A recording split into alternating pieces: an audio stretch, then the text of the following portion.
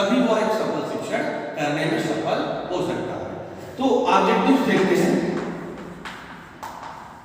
पहला ऑब्जेक्टिव तो इसका यही है कि यह छात्रों को सक्रिय करता है, छात्रों को सक्रिय करता है, अर्थात छात्रों का ध्यान किसी प्रकरण पे या किसी टॉपिक पे केंद्रित करता है। दूसरा अगर आप देखें इसकी ऑब्जेक्टिव तो यह निश्चित ही छात्रों का मूल्यांकन करता है, अर्थात उनके ज्ञान को, उनके अवबोध को यह जानने का प्रयास करता है। और अगर आप कह सकते हैं तो यह शिक्षक को सफल शिक्षण करने में सहायता भी प्रदान करता है। अगर इस कड़ी को आगे बढ़ाएं तो आप कह सकते हैं छात्रों को सक्रिय करना या जो है छात्र क्या सीखे हैं उनका मूल्यांकन करना, सीखी गई बातों का मूल्यांकन भी इसकी सहायता से किया जा सकता है और छात्रों को पुनरावृत्ति भी इसकी सहायता से कराया जा सकता है। इस तरह से जो है कुछ ऑब्जेक्टिव्स हमने आप लोगों के सामने प्रस्तुत किया। अब हम देखते हैं main elements of questioning. Main element क्या है?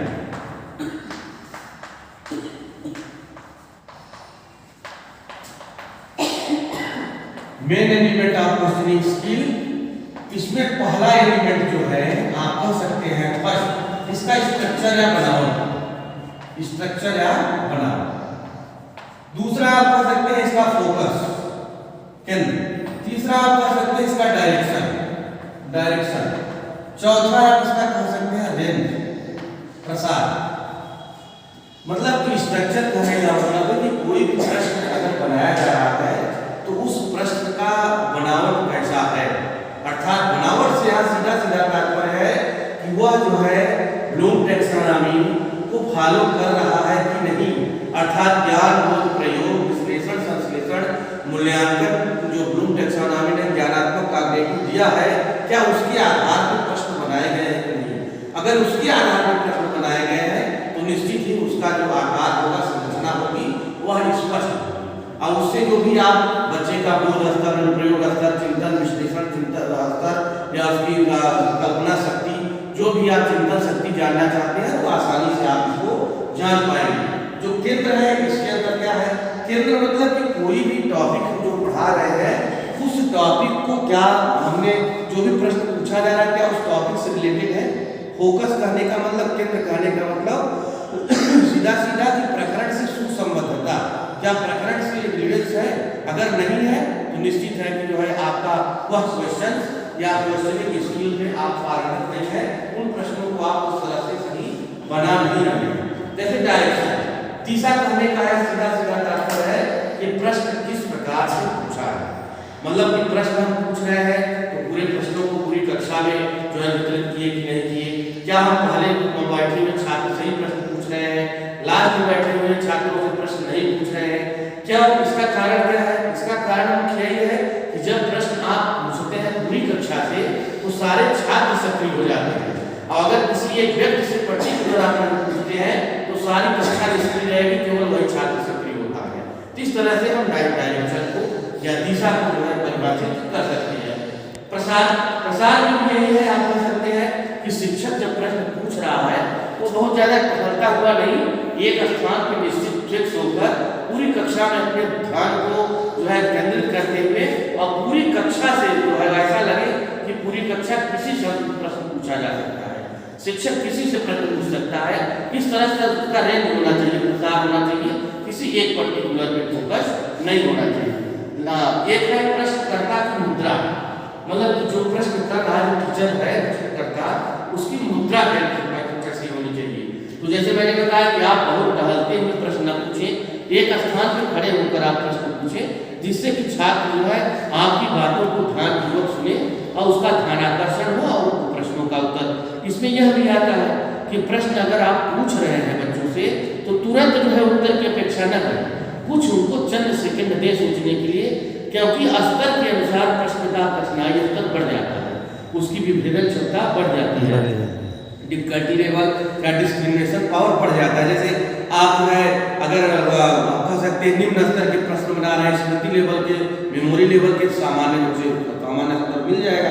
लेकिन अगर आप मिडिल ऑर्डर के प्रश्न बना रहे हैं, जैसे आप जो है बोध के मानसिक प्रयोग के बना रहे हैं, संश्लेषण विश्लेषण के हायर स्टैंडर्ड के बना रहे हैं, सारी के, तो उनका बच्चा उत्तर सोचेगा, ध्यान से समझेगा तब उसका उत्तर वो दे सकता है, क्योंकि उसका लेवल चिंतन करने का हाई है। इस तरह से आप जो है इसको डिफाइन कर सकते हैं। अब अगली कड़ी में हम लोग थोड़ा सा देखते हैं, नेक्स्ट क्या है,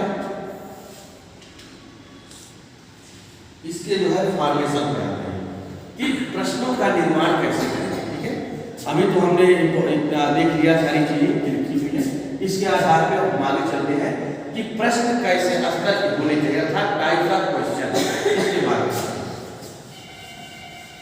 टाइप्स ऑफ क्वेश्चन में कई किताबें आप पढ़े होंगे, जो भी टेक्स्ट बुक पढ़ रहे हैं उसमें अलग अलग टाइप्स दिया हुआ है, लेकिन यहाँ हम जो बात करेंगे सभी किताबों के साथ में कुछ बात करेंगे। तो टाइप्स ऑफ क्वेश्चन जैसा, हाँ पूछ सकते हैं, क्यों नहीं, टाइप्स ऑफ क्वेश्चन। ठीक है, बोलिए, अगर कोई प्रश्न है आपके मन में पूछिए। हाँ सर, सर जैसे कि अभी आपने ऑब्जेक्टिव्स बताया, तो ऑब्जेक्टिव्स में जो आपने 3 ऑब्जेक्टिव बताए, तो that are the components are the objective. नहीं, अभी हम केवल बात कर रहे हैं, कंपोनेंट हम बाद में बात करेंगे। अच्छा, अभी ऑब्जेक्टिव्स की केवल बात हो रही है, उसके हम वाह स्ट्रक्चर के बारे में भी बात कर रहे हैं। ठीक है, अभी कंपोनेंट्स 13 हैं, उसके एक साथ आएंगे तो 13 को हम अलग अलग समझेंगे, उसके एग्जाम्पल देखेंगे। ठीक है, तो सर हम लोग मतलब पहले क्वेश्चन जानेंगे कि how to frame the question, हाँ, एंड देन द कंपोनेंट पे जाएंगे। कंपोनेंट फिर आएंगे। ठीक है, क्योंकि उस कंपोनेंट में आप सारी अभिसारी स्मृति मूल्यांकन के प्रश्न आपको बनाने हैं। ठीक है, तो उससे संबंधित चीजों को थोड़ा सा यहाँ समझेंगे, उसके बाद हम उसका उपयोग करेंगे, क्योंकि आपको ब्लूम टैक्सोनॉमी की कुछ चीजें आनी चाहिए जिसका उपयोग वहां पर आप आसानी से कर सकें। ठीक है, तो जैसे पहला है स्मृति टाइप के प्रश्न, या आप कह सकते हैं मेमोरी के क्वेश्चन, स्मृति प्रकार टाइप जो भी करेंगे। ठीक है, दूसरा इसमें बोध प्रकार है ना, बोध कर सकते हैं, अवबोध स्तर। ठीक है, और तीसरा आप कर सकते हैं चिंतन स्तर, है ना। Thank you level. कंपोनेंट पे हम आएंगे, लेकिन हम थोड़ा सा इसको अलग करना चाहते हैं कि अंतर पता चल जाए कि क्या स्मृति अवबोध चिंतन स्तर है, ये अलग है, लो ऑर्डर जो है, मिडिल ऑर्डर या जो है हाई लेवल के ऑर्डर, ये क्या है, ये अलग है, कि अलग अलग कैटेगराइज किया गया है, अलग अलग चीजें बताई गई हैं। जैसा कि स्मृति स्तर के प्रश्नों को आप जानते हैं, जो कि रिकॉल करके, रिकॉग्निशन करके, अर्थात प्रत्यास्मरण या पहचान के द्वारा प्रश्नों को दिया जाए, तो इसको हम कह सकते हैं क्या, रिकॉल एंड रिकॉग्निशन टाइप का प्रश्न। मतलब कि जैसे रिकॉल टाइप का पूछ लिया जाए कि भारत की राजधानी क्या है, तो आप आसानी से उत्तर दे देंगे कि दिल्ली है, ये प्रत्यास्मरण टाइप का है प्रश्न है। लेकिन अगर कोई चीज दे दिया जाए कि कुछ शब्द दे दिए, जैसे कागज से बने हुए पुस्तक दे दिया गया आपको, है ना, पुस्तक दे दिया, या आप कह सकते हैं कॉपी दे दी गई, आपको कुछ पेज दे दिए गए, और फिर इसमें जो है आयरन या लोहा को दे दिया गया, कह दिया गया इसमें पहचानिए कि भिन्न कौन है, पहचान करना है आपको, तो ऐसे प्रश्न जो हो जाएंगे वो रिकॉग्निशन टाइप के हो जाएंगे, जिसमें प्रत्याविज्ञान या पहचान कहा जाता है। आप अलग कर सके, छांट सके, अलग चीजों को बता सके। ठीक है, जैसे अगर स्वामी विवेकानंद का चित्र आपको दिखाया गया, आप जानते हैं, तो आपके सामने कई लोगों का चित्र प्रस्तुत किया जाए, पूछा जाए कि इसमें स्वामी विवेकानंद का भी रहे कि इसमें कौन है, तो आप वो चित्र देखें तो आसानी से उसको आप बता सकते हैं। जैसे अवबोध स्तर है, अवबोध स्तर में क्या करते हैं कि यहाँ व्याख्या की जा सकती है, अनुवाद किया जा सकता है, ठीक है, ट्रांसलेशन, तुलना, या आप एक्सप्लेनेशन इत्यादि जो है इसमें कर सकते हैं। और चिंतन स्तर जो होती है यह विश्लेषण और संश्लेषण इस लेवल की, हाई लेवल की होती है, या इसको हम जो है इवैल्यूएशन करते हैं अपसारी या अभिसारी चिंतन अंतर्गत आते हैं। ठीक है, डाइवर्जेंट एंड कन्वर्जेंट क्वेश्चंस आते हैं। अब हम देखते हैं आते हैं कंपोनेंट।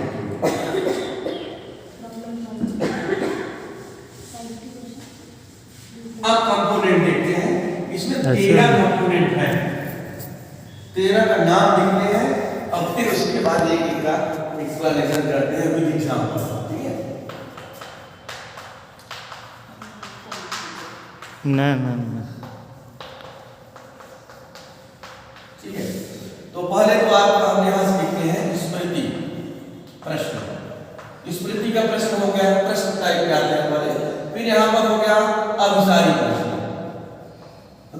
अगर आप अपनी कॉपी में देखेंगे तो अभिसारी प्रश्न इस तरह से लिखा हुआ है। यहाँ पर हम देखेंगे अपसारी प्रश्न, अपसारी प्रश्न। फिर यहाँ पर हम देखेंगे अपसारी के बाद जो है आप कह सकते हैं कि उत्तर सॉरी मूल्यांकन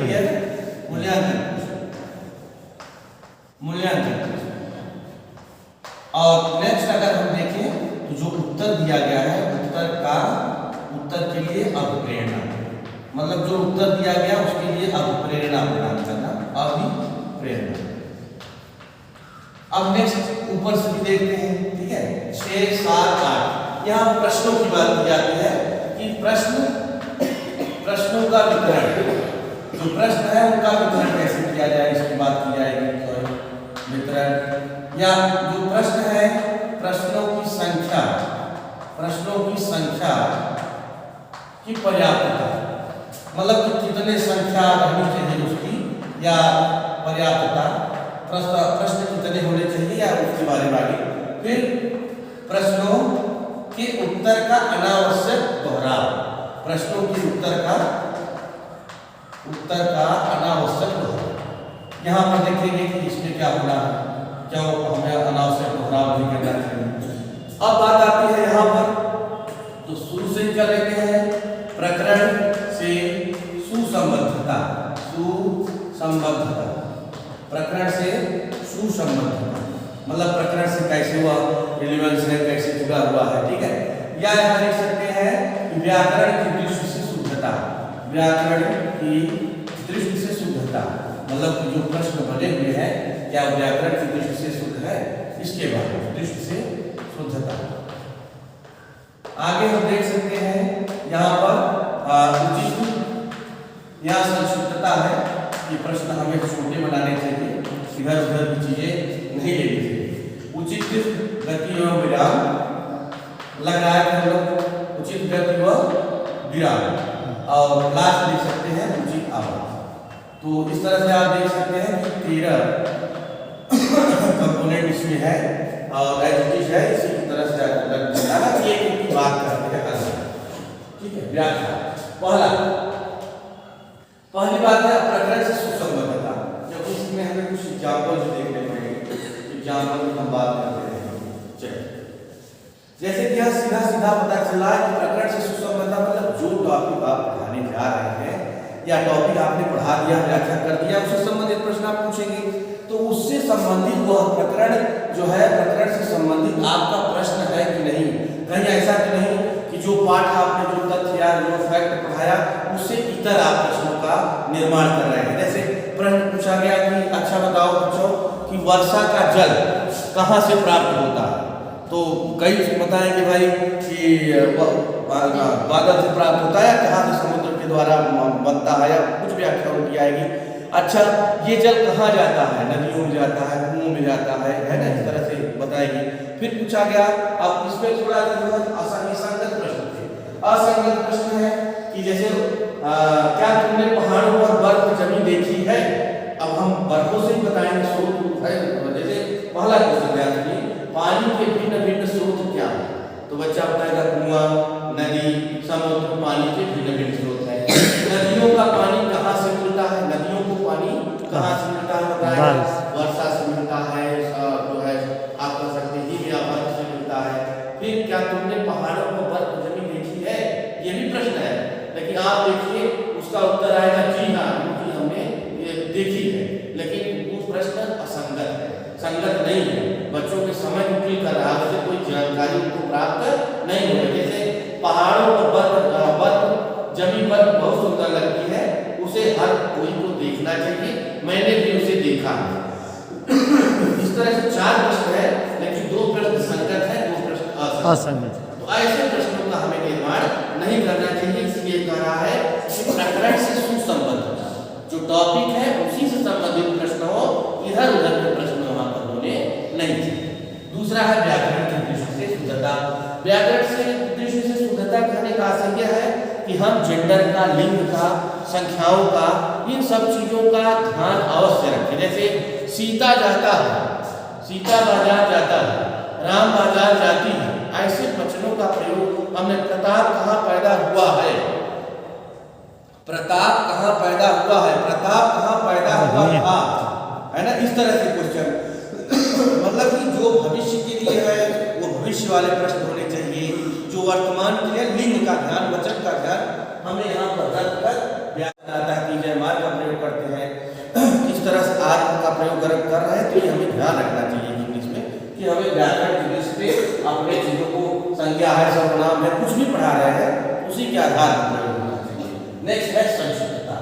संक्षिप्तता कहने का सीधा सीधा यहाँ मतलब यह है कि जो टॉपिक आप पढ़ाया गया है उससे प्रश्न पूछ रहे हैं तो वह प्रश्न संक्षिप्त हो, स्पष्ट हो, सरल, बहुत बड़े प्रश्न न पूछे जाए और उसमें कुछ तकिया कलाम होते हैं उनका प्रयोग न किया जाए। जैसे इसको हम उदाहरण के द्वारा आपको बताना चाहेंगे, जैसे आदतन टीचर कुछ विशेष शब्दों का प्रयोग करके क्वेश्चन में जोड़ देता है और बार बार उन शब्दों का ही प्रयोग करता है। जैसे अगर एक क्वेश्चन है यहाँ पर, मुझे उत्तर प्रदेश के मुख्यमंत्री का नाम बताइए, मुझे उत्तर प्रदेश के मुख्यमंत्री का नाम बताइए, ये हम जो क्वेश्चन बना रहे हैं ये अनुपयुक्त रूप से संरचित है, उपयुक्त नहीं है।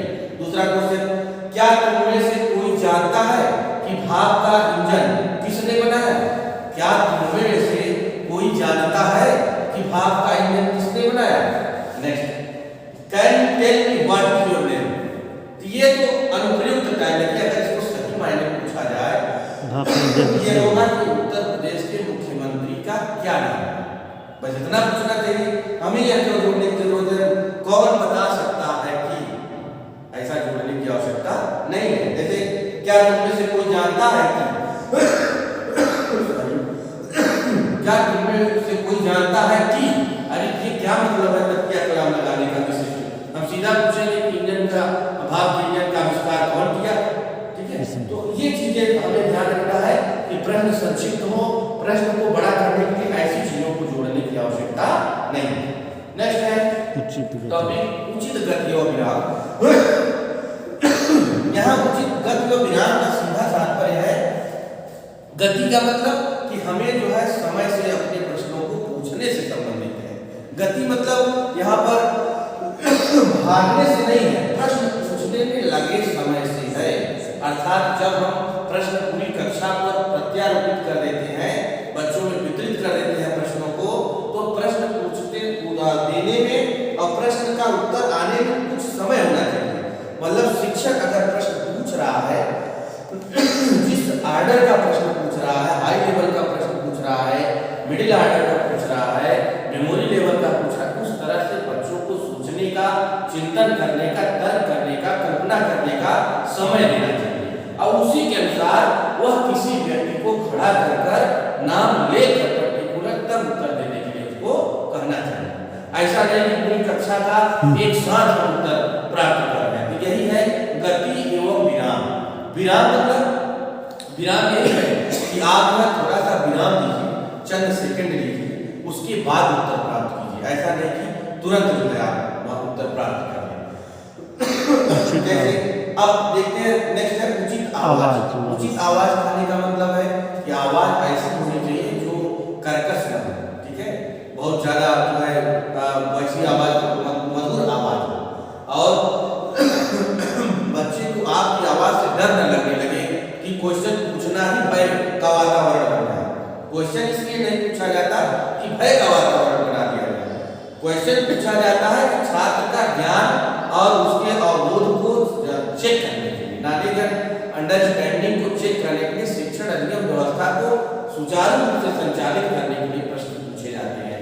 इसलिए जो भी प्रश्न पूछे जाए वह बहुत ज्यादा, और जब प्रश्न पूछ रहे हैं तो प्रश्न पूछने में उतार चढ़ाव भी आपका होना चाहिए और प्रश्न पूछ रहे हैं तो छात्रों का ध्यान भी प्रश्न ऐसे इस तरीके से इस स्टाइल में शैली में पूछे कि छात्रों का ध्यान आपकी ओर केंद्रित हो। इस तरह से पढ़ लिया। अब आगे देखते हैं प्रश्नों का वितरण। 12 प्रश्नों का वितरण आ रहा है। प्रश्नों का वितरण मतलब किसी एक व्यक्ति से प्रश्न न पूछे, प्रश्न पूछ रहे हैं पहले पूरी कक्षा में उस प्रश्न को वितरित करें। कक्षा के अंत में बैठे हुए छात्र चाहे पहले बैठे हुए छात्र सभी अच्छे ढंग से उस प्रश्न को सुन पाए।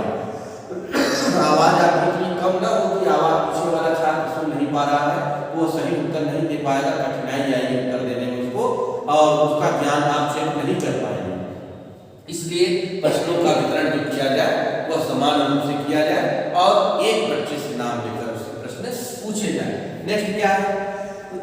प्रश्नों की संख्या की पर्याप्तता। पर यहाँ संख्या की पर्याप्तता मतलब नंबर ऑफ क्वेश्चन तो है ही, लेकिन यहाँ पर है डिफरेंस, विविधता की, मतलब कि प्रश्न केवल एक ही लेवल के न पूछे जाए, एक ही स्तर के न पूछे जाए। 3 स्तर है अगर उसके, तो तीनों स्तर से जो है प्रश्न पूछे जाए, जिससे कि हम सही मायने में छात्र का मूल्यांकन कर सकें और उसको समझ सकें। नेक्स्ट है प्रश्नों के उत्तर का अनावश्यक दोहराव। अनावश्यक दोहराव मतलब कि जो हम प्रश्न पूछ रहे हैं उन प्रश्नों का हम जो है अनावश्यक दोहराव न करें। उसके दोहराव की कंडीशन एक यह है कि जब आप छात्र को प्रेरित करना चाहते हैं, मोटिवेट करना चाहते हैं, तब आप छात्र के प्रश्नों का उत्तर का दोहराव कर सकते हैं। लेकिन आप अगर प्रश्नों का दोहराव करेंगे तो उससे समय क्लास का एक्स्ट्रा जाएगा। इसलिए आपको प्रश्नों के उत्तरों का दोहराव नहीं करना है। अभिप्रेरित करने के लिए, शाबाशी देने के लिए, मोटिवेट करने के लिए उनको कि आगे भी ये प्रश्नों का सही उत्तर दें, आप उनको मोटिवेट कर सकते हैं। उस समय आप प्रश्नों का उत्तर का दोहराव कर सकते हैं। अब बात आती है स्मृति स्तर के प्रश्न। जैसा कि मैंने स्मृति स्तर में आपको बताया कि इसके 2 ही प्रमुख पैरामीटर है, परिभाषित करना या निकाल करना या रिकॉग्निशन करना, प्रत्यास्मरण करना या पहचान करना। तो जैसे आप बच्चों से पूछ रहे हैं कि संज्ञा क्या है, या संज्ञा को परिभाषित कीजिए, संज्ञा का उदाहरण दीजिए, वो सही दिया। लेकिन अब पूछेंगे, जैसे उसने बताया संज्ञा किसी व्यक्ति, वस्तु, स्थान के नाम को संज्ञा कहते हैं। अब पूछा कि आपने बताइए उदाहरण, उसने बताया उदयपुर। क्या बताया? उदयपुर। अब आप पूछ रहे हैं उससे कि क्या आपने उदयपुर देखा है, यह भी प्रश्न है, ठीक है, लेकिन वह रिलेवेंट नहीं है वहां के लिए। आप संज्ञा जैसे टॉपिक पे जा रहे हैं, इसलिए आप उससे रिलेटेड प्रश्न पूछेंगे। तो अगर आप निकाल या रिकॉग्निशन है तो वह प्रश्न जो है स्मृति प्रश्न होगा, ठीक है। नेक्स्ट है अभिसारी प्रश्न। कौन सा प्रश्न? अभिसारी। तो थोड़ा सा देखते हैं अभिसारी को, थोड़ा समझ लें हल्का सा, फिर उसके बाद इसके प्रश्नों को बनाएंगे। अभिसारी या इसको बोलते हैं क्या भाई? कन्वर्जन। यही कंफ्यूजन बहुत होता है, कन्वर्जन। अभिसारी प्रश्न मतलब कि जैसे आपको समस्या है और उस समस्या पे आप जो है सभी लोग एक मत है, ठीक है, एक ही विचार अगर किसी समस्या पर आ रहा है, ये फैक्ट है, ये फैक्ट है, तथ्य। एक ही कोई समस्या है, कोई उसका जो है सभी लोग मिलकर एक ही सॉल्यूशन कर रहे हैं, एक ही हल निकाल रहे हैं, तो उस समय वह अभिसारी प्रश्न होता है। यह प्रश्न ऑब्जेक्टिव टाइप के जितने प्रश्न होते हैं, ये सभी प्रश्न क्या होते हैं? ज्यादातर ऑब्जेक्टिव, ये अभिसारी या कन्वर्जन टाइप होते हैं। उनको हम बद्ध श्रृंखलाबद्ध प्रश्न कहते हैं, इनबॉक्स क्वेश्चन बोलते हैं। अर्थात ये निश्चित है, फिक्स है, वस्तुनिष्ठ है। ये ऑब्जेक्टिव टाइप, ऑब्जेक्टिविटी कर्म होता है। ऑब्जेक्टिविटी कर्म कहने का मतलब उसका एक निश्चित उत्तर होगा, उस उत्तर में कोई बदलाव नहीं हो सकता। अगर ऐसे प्रश्न बना रहे हैं तो अभिसारी प्रश्न है, ठीक है, कन्वर्जेंट। और आपने क्या ऑब्जेक्टिव टाइप का होता है, इसमें फैक्ट या तथ्य जो है इसके अंतर्गत आते हैं। अब ये देख लेते हैं, आप हो सकती है क्रिटिकल या वर्टिकल या थिंकिंग टाइप के, और ये बुद्धि से रिलेटेड प्रश्न होता है। इतना जानते रहिए कि यह बुद्धि से रिलेटेड होता है, जबकि डाइवर्जेंट जो होता है वह क्रिएटिविटी से रिलेटेड होता है, लेकिन यह बुद्धि से रिलेटेड होता है, इंटेलिजेंस। अर्थात यह 1956 में जब गिलफोर्ड ने जो है गिलफोर्ड ने 3DB दिया था, थ्री डायमेंशनल मॉडल इंटेलिजेंस का, उसमें उसने इसकी बात की थी, अपसारी और अभिसारी, ठीक है। और जैसे कभी कभी कंफ्यूजन होता है कि इसको फैक्ट्स याद रखिए, या तो आप जो है जैसे लेंस बनाते हैं तो लेंस में इस तरह से आप चीजों को दिखाओ तो रेज खींचते हैं, रेज। तो ये रेज में जो है ये लेंस जो उत्तर लेंस है, यह सभी को एक जगह जो है इकट्ठा कर देती है ना। तो आप देखिए सारे फैक्ट जो है एक तरफ, तीर का निशान एक तरफ है, एक ही समस्या का समाधान यहाँ हो रहा है। डिफरेंट सोच नहीं है किसी की, सभी सोच रहे हैं किसी बोल एक रहे। समस्या का सॉल्व कर रहे हैं, हल निकाल रहे हैं कि ये किस तरह से यहाँ पर ये इकट्ठा होता है। और उसमें तो आपने देखा है कि वो लेंस जो होता है वो सबको विस्तारित कर देता है, अर्थात दूर दूर कर देता है, दूर दूर कर देता है, अर्थात डाइवर्ट कर देता है। अब सारी को डाइवर्जेंट आप कर सकते हैं। अब थोड़ा इसको भी देख लेते हैं, अब सारी क्या है। एक प्रश्न के बारे में अगर बात करें तो प्रश्न भी देख लीजिए इसका। जैसे प्रश्न है अब सारी का, एक मिनट। अच्छा, इससे जो भी समाधान प्राप्त होते हैं वो शुद्ध प्रकार के समाधान प्राप्त होते हैं। और इसमें जो अपसारी के प्रश्न जैसे है कि आपके मतानुसार कोई आपने निबंध पढ़ाया है, उस निबंध का मूल विचार क्या है। कोई निबंध पढ़ाया, पूछ रहे हैं कि इसका मूल जो है विचार क्या है, तो सभी लोग एक ही चीज बताएंगे क्योंकि एक ही निबंध उन्होंने पढ़ा है। जैसे पृथ्वी की गति के बारे में दिन और रात के चक्रीय क्रम से हम क्या निष्कर्ष निकाल सकते हैं। तो चक्रीय क्रम जो चल रहा है वो सबके लिए समान है, वो अलग नहीं है। उससे जो निष्कर्ष निकलेगा सभी लोग एक निश्चित बिंदु पर आएंगे, एक निश्चित समस्या का समाधान करेंगे। जैसे क्या इस निबंध में दिए गए साक्ष्य भारतीय समाज में नारी के महत्व का समर्थन करते हैं। इस तरह के अगर प्रश्न आप बनाते हैं तो वो प्रश्न जो है अपसारी प्रश्न होंगे। अब बात आती है अपसारी। अपसारी का कहने का मतलब डाइवर्जेंट, मतलब डाइवर्जेंट तो किसी व्यक्ति की सामने कोई समस्या रखी जाए और उस समस्या पे डिफरेंट जो है लोग डिफरेंट विचार रखते हैं, ठीक है। उनकी कल्पना शक्ति और समाधान अलग अलग होती है। और उस तरह से अगर वो चिंतन करके कुछ नवीन चीज देते हैं, कुछ नया देते हैं, जिसको हम सृजनात्मकता या क्रिएटिविटी कहते हैं, तो ऐसा अगर कार्य हो रहा है वो अपसारी कहलाता है। क्या उस प्रकार का प्रश्न होता है अपसारी, डाइवर्जेंट या डाइवर्जेंट टाइप के क्वेश्चन। जैसे कहते हैं कि यदि आग का आविष्कार न हुआ होता तो क्या होता, सबका अलग अलग विचार होगा। जैसे कह दिया जाए किसी बच्चे से या क्लास में कि यदि तुम्हारे पंख लग जाते तो तुम क्या करते, तो कोई कहेगा कि भाई हम जो है किसी टावर पर चढ़ जाते, ठीक है, हम कोई फल खा जाते, या हम यहाँ से उठकर मामा क्या पहुंच जाते। मतलब आप देखेंगे अलग अलग डिफरेंट सोच की चीजें वहां आएगी। Creative mind. अगर पूछा जाए कि ऑक्सीजन न हो तो क्या होगा, ऐसी कुछ नवीन समस्याएं जिसमें नवीन विचार लोगों द्वारा प्रस्तुत किए जाए, ऐसे प्रश्नों को अपसारी प्रश्न कहा जाता है। अब लास्ट क्या है, मूल्यांकन टाइप के प्रश्न। मूल्यांकन टाइप के प्रश्न कहने का मतलब मूल्यांकन का अर्थ होता है कि किसी अच्छाई या बुराई को जानना, किसी कमी या अच्छाई को जानना, या किसी मानक के आधार पर यदि आप कोई मापन करते हैं, कोई चीज की माप करते हैं, अर्थात उसके अच्छाई बुराई को जानने का प्रयास करते हैं, उसकी तरक्कियों को जानने का प्रयास करते हैं, उस प्रकार का प्रश्न मूल्यांकन प्रश्न होता है।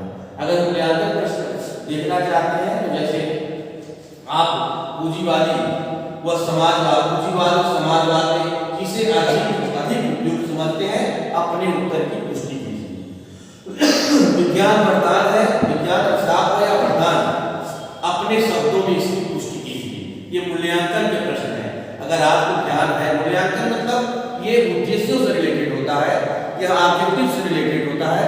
बिना उद्देश्य के मूल्यांकन प्रश्न बनाए नहीं जा सकते। अगर हम पूंजीवाद के बारे में बताना चाहते हैं, समाजवाद के बारे में बता चुके हैं, बच्चे को अच्छा ज्ञान है, तभी वह उसकी बुराइयों को, अच्छाइयों को, कमियों को, त्रुटियों को बता सकता है। इसलिए कि विज्ञान वरदान है या अभिशाप, अपने उत्तर की पुष्टि कीजिए। ऐसे प्रश्न अगर आप बनाते हैं तो ये मूल्यांकन टाइप के प्रश्न कहलाते हैं। लास्ट है प्रश्न आप देखिए कंपोनेंट उत्तर के लिए अभिप्रेरणा। अगर छात्र भाई उत्तर दे रहा है और आप चाहते हैं कि छात्र की जो है लर्निंग बनी रहे, टीचिंग लर्निंग कम्युनिकेशन अच्छा चलता रहे, क्लास का एजुकेशनल इन्वायरमेंट अच्छा बना रहे, तो आप छात्र को प्रश्न पूछने पर मोटिवेट करेंगे तो वो बराबर उत्तर देगा, उसके लिए वो पढ़ेगा, पुनरावृत्ति करेगा, जिससे उसका ज्ञान स्थायी होगा। इसलिए हमें छात्रों को हमेशा प्रेरित करना देनी चाहिए। अब हम सावधानियों के बारे में बात कर लेते हैं थोड़ा सा कि उसकी सावधानियां क्या है। जैसे सावधानियों में पहली बात यही है कि जो भी आप प्रश्न पूछ रहे हैं वो पूरी कक्षा से प्रश्न पूछें। प्रश्न केवल एक छात्र से न पूछा जाए, क्योंकि प्रश्न अगर पूरी कक्षा से पूछते हैं तो पूरी कक्षा सक्रिय होगी और उसका उत्तर देगी। इससे आपका जो पढ़ाने का तरीका है, आप जो पढ़ा रहे हैं, आपकी कक्षा प्रभावशाली कक्षा होगी। आपका जो सिखाया हुआ है अध्ययन कराया जाएगा वो प्रभावी अध्ययन कहलाएगा। आप कह सकते हैं कि जब भी प्रश्न पूछे तो वाणी संयमित हो, उसमें उतार चढ़ाव हो और वाणी स्पष्ट व्याकरण के दृष्टि से भी स्पष्ट हो, जिससे कि छात्र उसको सही उत्तर दे सके। आप कभी भी ऐसे प्रश्न मत पूछिए जिसमें हाँ या नहीं में उत्तर प्राप्त हो रहे हैं। हाँ नहीं वाले प्रश्न जो है प्रश्नीकरण की स्किल के अंतर्गत नहीं आते, ऐसे प्रश्न बनाना नहीं चाहिए। अच्छा, किसी एक पर्टिकुलर बालक को खड़ा करके किसी एक व्यक्तिगत रूप से किसी एक बच्चे को टारगेट करके कभी भी प्रश्न को नहीं पूछना चाहिए। और आप कह सकते हैं कि एक से अधिक विचार वाले प्रश्न नहीं बनाने चाहिए। मतलब एक प्रश्न बना रहे हैं, जैसे हमने पूछ लिया कि स्कूल ड्रेस के द्वारा जो है माप कैसे की जाती है, आप वर्नियर कैलिपर्स का भी माप बताइए। तो दो प्रश्नों को एक साथ, दो कंसेप्ट, दो विचारों को एक साथ नहीं, मतलब एक प्रश्न बनाने में एक ही तरह के विचार होने चाहिए, क्योंकि ज्ञान अनंत है, सीमित है। उसको जांचने के लिए केवल एक ही पक्ष पर फोकस किया जाए, सभी पक्षों पर फोकस न किया जाए। छात्रों से भ्रमित करने वाले प्रश्न नहीं पूछना चाहिए। बच्चों को टॉपिक के इधर उधर घुमाने वाले प्रश्न नहीं, डायरेक्ट टारगेट वाले प्रश्न पूछने चाहिए। जैसे हम क्वेश्चन पूछ रहे हैं, राष्ट्रपति के बारे में बताइए, बैंक के बारे में बताइए, पर्यावरण से क्या समझते हैं। अब बैंक के बारे में बताइए, हम बैंक के बारे में क्या बताएंगे तो बहुत बड़ा रेंज है। हम जो है राष्ट्रपति के बारे में क्या बताएंगे, राष्ट्रपति का चुनाव चाहते हैं कि उनकी कार्यशक्तियों के बारे में जानना चाहते हैं। कुछ ऐसे शब्दों का आपको उल्लेख करना चाहिए जो कि उसके सही ढंग से जो सीखा है, जाना है, उसके बारे में बताए। ऐसा नहीं कि बालक स्वतंत्र हो गया, क्या लिखे इसके लिए, जो उसके मन में आ रहा है वह ऐसा चला रहा है।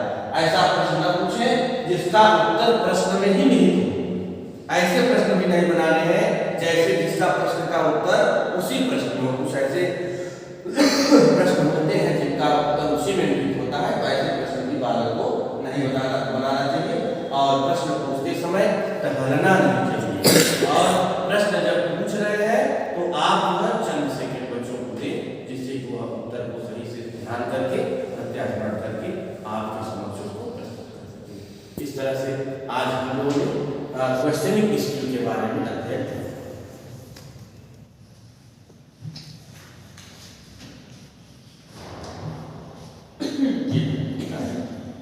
पूछना